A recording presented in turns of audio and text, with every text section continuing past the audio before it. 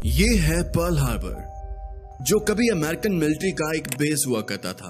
World war 2 का सबसे बड़ा अटैक इसी जगह पर हुआ था, जिसके बाद ये जगह कुछ ऐसी हो गई थी। ये बात है 7 दिसंबर 1941 की, जहां सर्दी की एक ठंडी सुबह का आगाज हो चुका था। शायद ये हिस्ट्री का वो दिन था जहां यूएस नेवी बेस पर एक बहुत बड़ी आफत गिरने वाली थी। इस आफत में अमेरिका के 1400 मिलिट्री ऑफिसर की जान जाने वाली थी, लेकिन बदकिस्मती से वहां पर किसी को भी इस चीज का अंदाजा नहीं होता। उस दिन सूरज निकलता है जहां एक अफ्रीकन बावर्ची, जिसका नाम डोरस मेलर होता है, ये अपने सभी ऑफिसर्स को नाश्ता सर्व करता है और फिर वहां से फ्री होकर लॉन्ड्री कलेक्शन के काम पर लग जाता है। ठीक 7:57 पर इसको एक सायरन सुनाई देता है। वो सायरन जो शायद कोई भी ऑफिसर अपनी सर्विस में सुनना पसंद नहीं करेगा, क्योंकि इसका साफ साफ मतलब होता है कि मौत बहुत करीब आ चुकी है।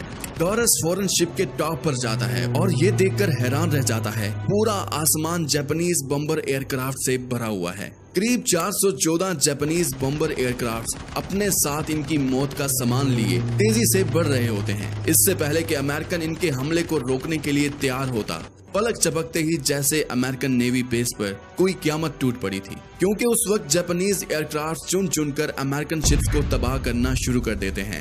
ये हमला यूएस के इसी पर्ल हार्बर बेस पर किया जा रहा होता है और आज हम जानेंगे कि जापान ने अमेरिका जैसे मुल्क पर हमला करने की आखिर इतनी बड़ी हिम्मत क्यों की थी, और उस वक्त अमेरिका ने आखिर डोरस मेलर नामी एक बावर्ची को सबसे बड़ा अवार्ड क्यों दिया था, और अमेरिका ने इस हमले के बदले जापान को ऐसा कौन सा सरप्राइज दिया था जिसमें जापान ने खुद को अमेरिका के आगे सरेंडर कर दिया था। इस कहानी की शुरुआत 1941 में होती है, जब वर्ल्ड वार 2 में अमेरिका ने चाइना को बचाने के लिए अपना सब कुछ दांव पर लगा रखा था। वही चाइना जिसके खिलाफ आज 2023 में अमेरिका खुलकर बात करता है। हुआ कुछ यूं था कि वर्ल्ड वॉर 2 को स्टार्ट हुए 3 साल गुजर गए थे, जहां एक साइड पर जर्मनी और इटली थे, जबकि दूसरी साइड पर ब्रिटेन, नीदरलैंड और फ्रांस मौजूद थे।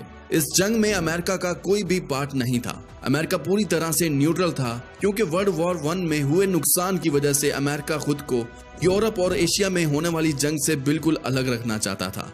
लेकिन एक मुल्क था जो अमेरिका को हमेशा से ही तंग कर रहा था, और वो कंट्री कोई और नहीं बल्कि जापान था। जापान के पास उस वक्त नेचुरल रिसोर्सेज खत्म होने की वजह से वो अपने आसपास के मुल्कों पर धड़ाधड़ कब्जा जमा रहा होता है, ताकि वो अपने मुल्क में नेचुरल रिसोर्सेज की डिमांड को पूरा कर सके। उस वक्त जापान कोरिया, ताइवान और चाइना के बड़े इलाकों पर कब्जा कर चुका था। पैसिफिक ओशन में ही जापान के करीब फिलिपाइन, मलेशिया और इंडोनेशिया पर भी इसकी बहुत बुरी नजर थी। पर मसला ये था कि मलेशिया ब्रिटिश की कॉलोनी थी, इंडोनेशिया नीदरलैंड की कॉलोनी थी और फिलिपाइन न्यूट्रल रहने वाले अमेरिका की कॉलोनी थी। इन सभी कंट्रीज को जापान के दूसरे मुल्कों पर कब्जा करना बिल्कुल भी ठीक नहीं लग रहा था, क्योंकि जापान के पीछे असल में हिटलर का हाथ था, और हिटलर शुरू से ही अमेरिका और ब्रिटेन का बहुत बड़ा दुश्मन था।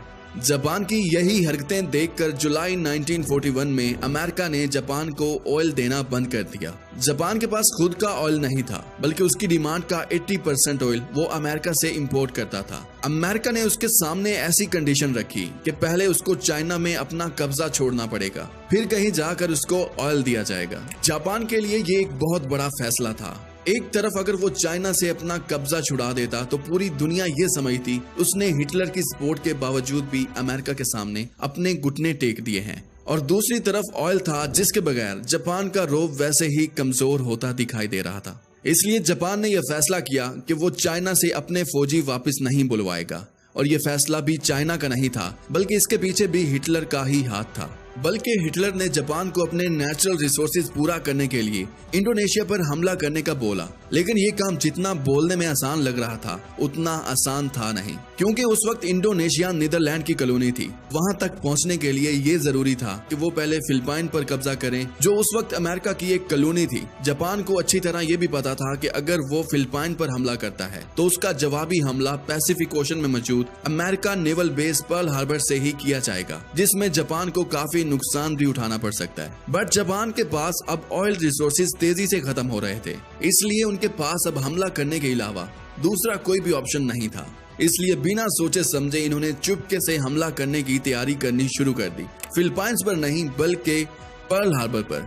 जापानीज मिलिट्री लीडर ने यह फैसला किया कि वो अमेरिका की पर्ल हार्बर बेस पर एक ऐसा सरप्राइज अटैक करेगा जिसे पूरी दुनिया क़यामत तक याद रखेगी, और इस बेस को हमेशा के लिए खत्म करके वो फिलिपाइन पर अपना कब्जा जमा लेंगे। जापान अब चुपके से पर्ल हार्बर पर अटैक करने की प्लानिंग शुरू कर देता है। वो 15,000 लोगों की एक आर्मी तैयार करता है, जिसमें 2 बैटलशिप्स, 39 सबमरीन्स, 30 डिस्ट्रॉयर्स और हैरतअंगेज तौर पर 414 बम्बर एयरक्राफ्ट मौजूद थे। इन एयरक्राफ्ट को 6 एयरक्राफ्ट कैरियर के जरिए पर्ल हार्बर की तरफ रवाना किया गया। दूसरी तरफ अगर पर्ल हार्बर पर खड़ी अमेरिकन फोर्स का अंदाजा लगाया जाए तो वहां भी 8 बैटलशिप्स, 59 एंटी एयरक्राफ्ट शिप्स, 4 सबमरीन्स और 390 एयरक्राफ्ट थे।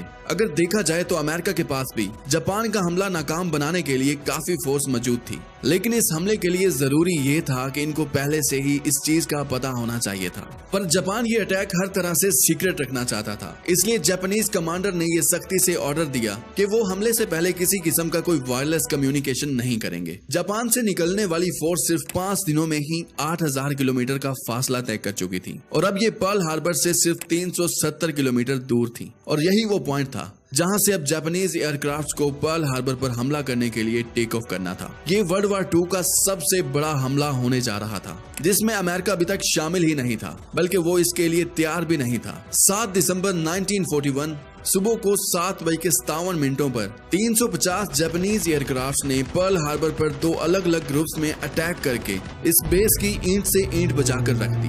अमेरिका जो इस हमले से बिल्कुल वाकिफ नहीं था, उन पर तो जैसे आसमान से क़यामत टूट पड़ी थी। जापानीज एयरक्राफ्ट के पहले ग्रुप ने यहाँ गोलों की बारिश कर दी।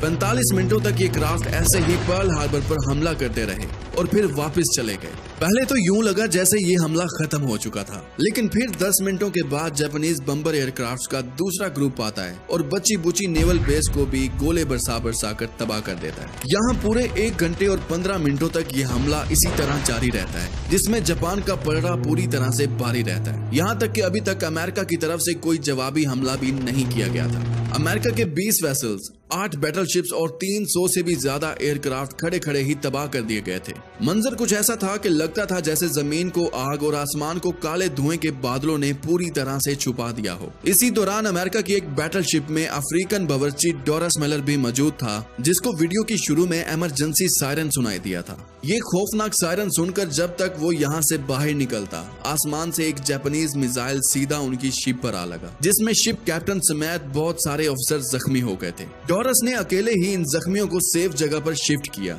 और फिर एंटी एयरक्राफ्ट मशीन गन पर जाकर खुद जापानीज एयरक्राफ्ट पर पलट कर वार किया। और अब तक का अमेरिका का ये सबसे पहला हमला था, जिसने बगैर किसी ट्रेनिंग के मशीन गन की मदद से टोटल 6 जापानीज एयरक्राफ्ट को मार गिराया था। इस हमले में जापान के टोटल 29 एयरक्राफ्ट क्रैश हो गए थे।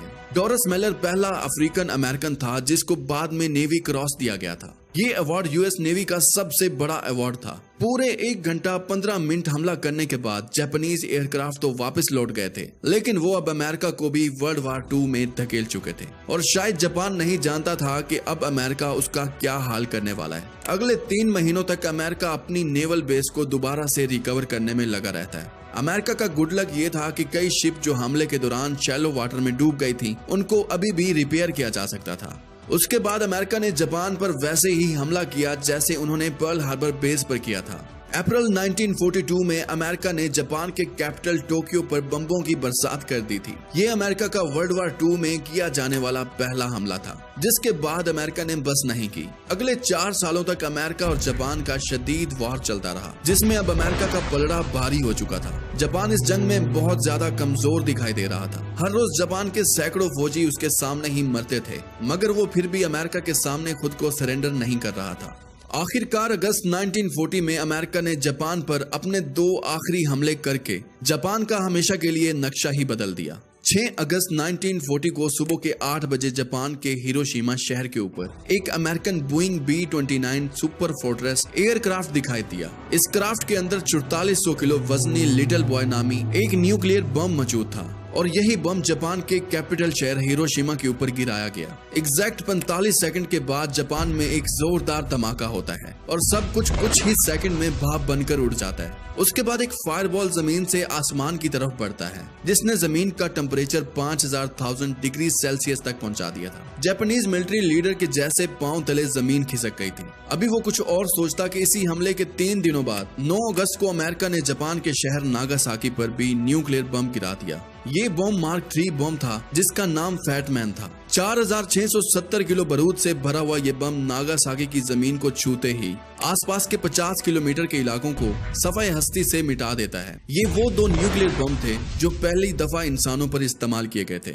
एक अंदाजे के मुताबिक हिरोशिमा और नागासाकी के हमलों में 2,60,000 के करीब लोग मारे गए थे। इस हमले के चंद ही घंटों बाद जापान ने अमेरिका के सामने खुद को सरेंडर कर दिया था, क्योंकि अब वो अपने मुल्क में और तबाही जरा भी बर्दाश्त नहीं कर सकता था। और उसके साथ ही जापान और अमेरिका का वर्ल्ड वॉर भी खत्म हो गया और इसी के साथ ये वीडियो भी खत्म हो गई। उम्मीद करता हूँ कि ये वीडियो भी आप भरपूर लाइक और शेयर करेंगे। आज के लिए इतना ही, मिलते हैं बहुत जल्द।